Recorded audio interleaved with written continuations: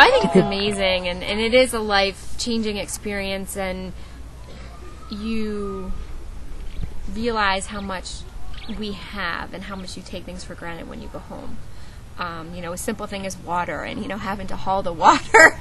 We complain if we don't have hot water at home, and now you're actually having to physically pour water into buckets and carry it in, and so I think that's a life-changing experience. I think your whole outlook. I think everyone who comes on a global volunteer trip, kind of looking for maybe some deeper understanding about themselves, and I think it really does kind of put you to that task.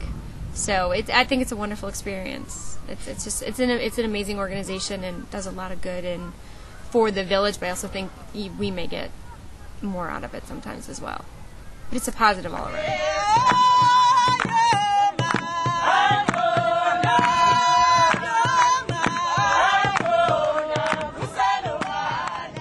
I felt like the community was kind of waiting for us to come, and throughout the welcoming ceremony, I kind of got the feeling that, especially when the woman read the poem, the little girl, that they had no hope. Mm-hmm. And they really were struggling and looking for any sort of positive that they could find. And I think with Global Volunteers coming to the community, that was what they just grasped, and they just held on really tightly. And I think that's why we were so well received in the community, which I think is huge, because you can go to any community, and if the community doesn't think that you're going to make a difference, you're not.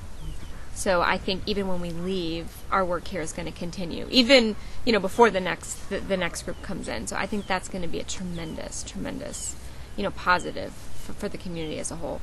Our teacher in particular was a little hesitant at first, but I think once they get to know you and they think you can make a difference, you kind of build a bond with them, and it's more of a team kind of relationship, and I think that goes a long way, and not only for the children, I think the teachers really benefit from it.